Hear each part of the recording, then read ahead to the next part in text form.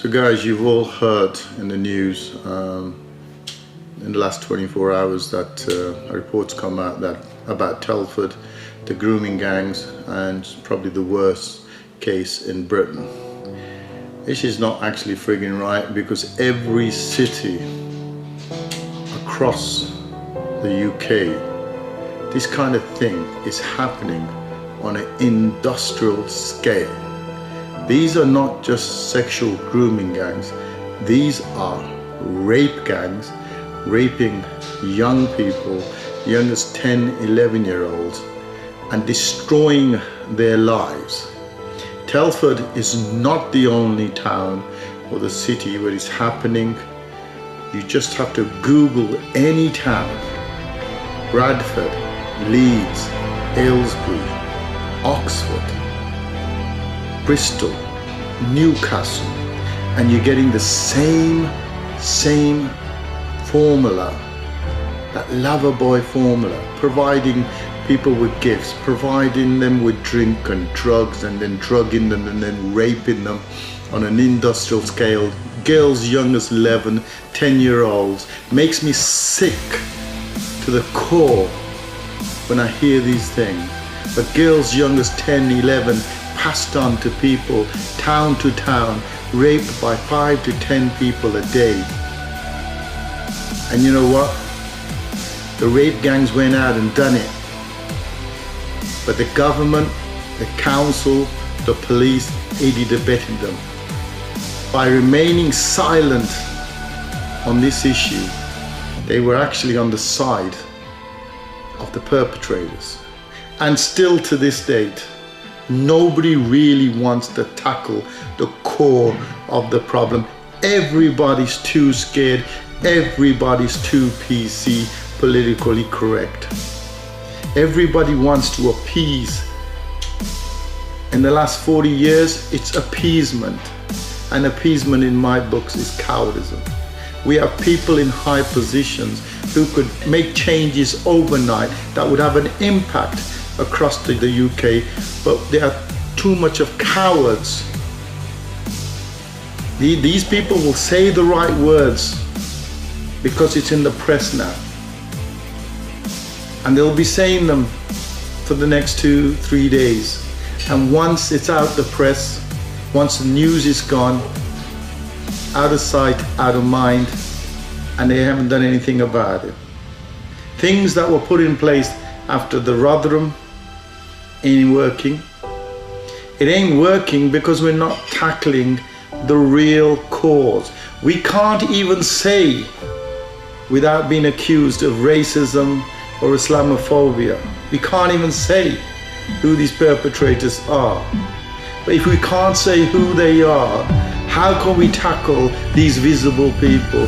You know, these invisible people. We've got to make them visible so we can tackle this problem. It's sickening, and I would love to swear, because there are words here that I would love to use, but which I won't. I won't belittle myself, but it hurts me. It hurts me for reasons. For the last 20 years, we've been saying these things to police forces up and down the country, and all they've been saying is bring proof, bring proof, bring proof. And we now know they've been sitting on proofs. Rotherham was sitting on proof. Telford was sitting on proof. And it's extremely sickening in the case of Telford, when these perpetrators, these gangs, these rape gangs, were given 20-year sentences, and one of them's already out after 5, and he's probably, you know, sitting in the sun somewhere outside, having no remorse of what he's done.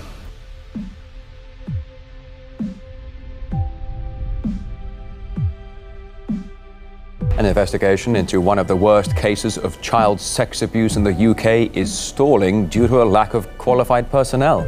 The abuse scandal centres around the sexual exploitation of over 1,400 children over the course of 3 decades in the British town of Rotherham. It was revealed that 80% of the suspected perpetrators were of Pakistani origin. RT's Polly Boyko now looking at why the investigation, launched 3 years ago, is failing to make progress. According to the senior officer investigating the scandal, 100 more police officers are needed to uncover the truth. So far, police have managed to interview 17% of a possible 1,500 victims due to a shortage in specially trained detectives. It's a really specialist area, engaging and interviewing vulnerable victims.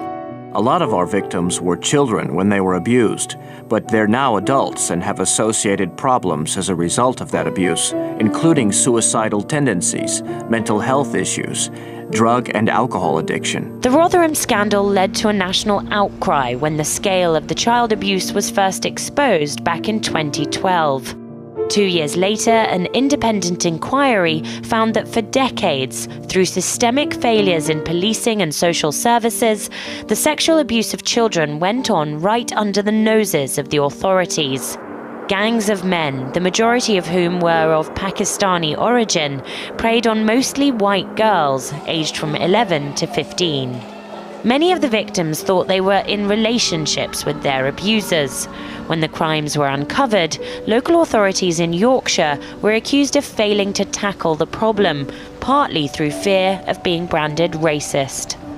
On the part of the authorities, in their cases, they were actually saying that these girls made a lifestyle choice. It's about the fact that the authorities didn't want to be branded racist. The ringleaders of the Rotherham grooming gang last year, I think, they're distant relatives of mine. But you know what? It doesn't change the responsibility that people like me have on tackling this particular issue. So I've been campaigning against child sexual exploitation and on-street gang grooming gangs who are predominantly of a Pakistani origin for over 10 years.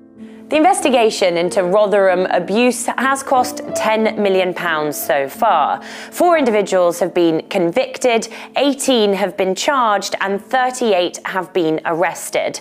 No one senior has been held to account. And with just 17% of the victims interviewed so far, all this may just be the tip of the iceberg. Coming up, an explosive report you just have to see to believe. Muslims rape gangs targeting girls by the thousands, but the truth is being silenced by political correctness. It's a huge scandal in Britain. Muslim rape gangs. You may not have heard much about it. It's been covered up by the media and the government. But now we're about to show you the entire story, and it is shocking. Dale Hurd brings us this incredible story from London. Some scandals are so massive that they're simply hard to believe. But this one is true. As many as 1 million white English children may have been the victims of Muslim rape gangs, better known as grooming gangs, in towns up and down Great Britain. Policy analyst George Igler. I mean, when you counter an issue that is just so unbelievable, just so outside your frame of reference and understanding, the immediate human reaction is just not want to believe it at all. Perhaps even harder to believe is that while there have been prosecutions, British authorities have still not stopped this criminal activity. There's a particular problem involving Pakistani heritage men who target young, vulnerable white English girls. Not my words, but a member of Parliament, Jack Straw, who also said these Pakistani heritage men view white English girls as, quote, easy meat. This is when some shout racism, but here are the facts. Calculations based on convictions show that a British Muslim male is 170 times more likely to be part of a sex grooming gang than a non-Muslim. And there are no recorded instances of non-Muslims doing this to Muslim girls as part of a criminal enterprise. In one local jurisdiction, it was estimated that 6 out of 7 Muslim males either knew about or were part of a grooming gang. What you do not have is any example of non-Muslim men targeting Muslim girls for this organized form of abuse. So the argument that this crime exists everywhere is not only false, but is being deliberately cultivated by the media and by the government inquiry that is kicking the can down the road. The grooming gangs have been traced back as far as the late 1980s. At-risk white English girls, often from broken homes and some as young as 9 years old, were wooed or groomed by teenage Muslim boys called Romeos, and even by groups of Muslim men who hung around school gates. The plan was to make the girl feel important. She was given gifts and drugs, but she was being groomed to be a drug-addicted prostitute. Then came the gang rapes. The girls were threatened with death if they tried to flee. It's not just sexual abuse.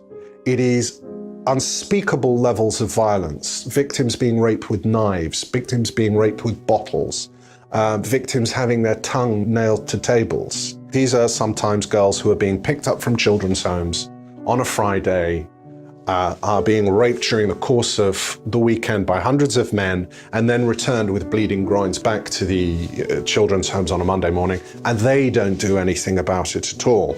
Christine's goddaughter was preyed on by the grooming gangs and is helping girls through the group Women Against Grooming. They pulled up by the side of her in cars. They tried to get her in the car. They were talking to her. Come on, come with us. We'll take you here. We'll take you there. Were you saying that the authorities make it sound like it's the English girl's fault? Yeah, or the parents' fault. It's your fault because you haven't got control of your child.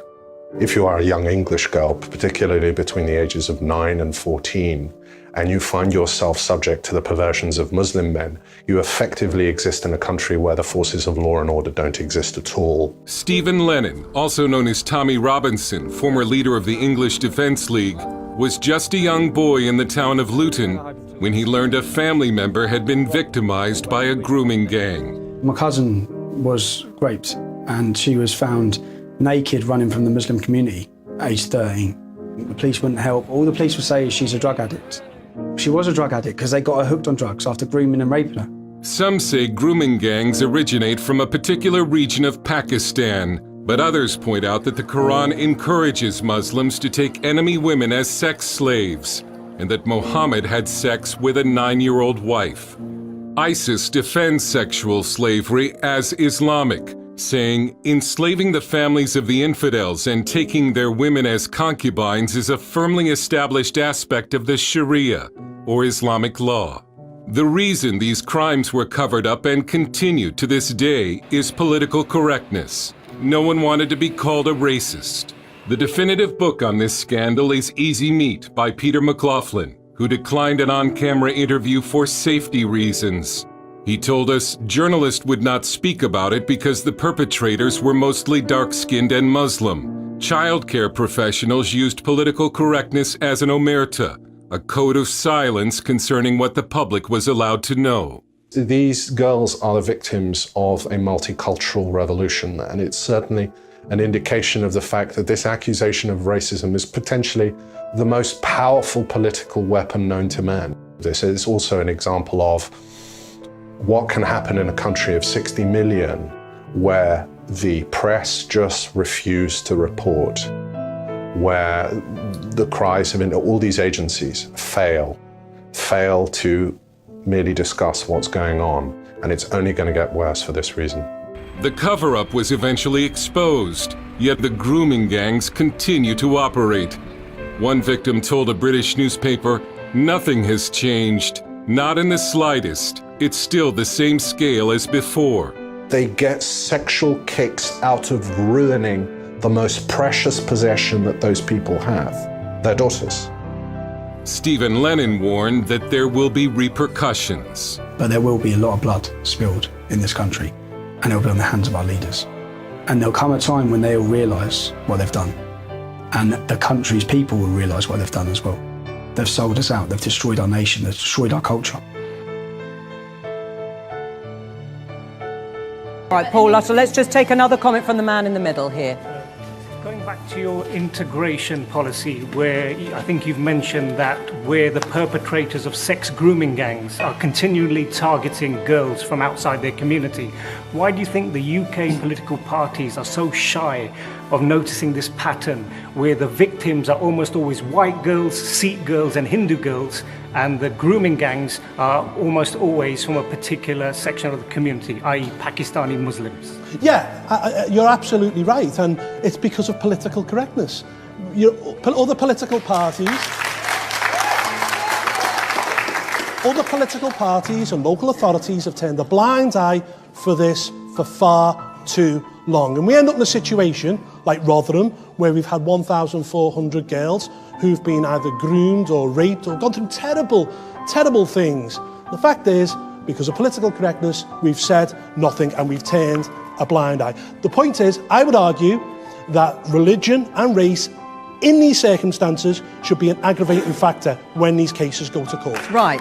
So you actually want, because these people have been through the criminal justice system and they were convicted in the cases that you've said. What do you want to do further? You want to make their religion? Well, in future, well, actually, religion and race in other cases are an aggravating factor, but again, when it comes to these grooming gangs, it hasn't been, and it is wrong. These girls are being picked generally because they're Hindu, they're Sikh, but predominantly they're white and they're Christian. These girls aren't being groomed from within the Muslim community. My Lords, I fear that reply is shamefully inadequate, because these girls are usually raped several times a day. And so if we accept the views of our lead police officer for child protection, of Rotherham's MP, and of the recent Jay and Quilliam reports, we seem to be looking at millions of rapes of white and Sikh girls by Muslim men, only 222 of whom have been convicted since 2005. So, my Lords, will the government ask our Muslim leaders whether the perpetrators can claim that their behaviour is sanctioned in the Quran, and to issue a fatwa against it?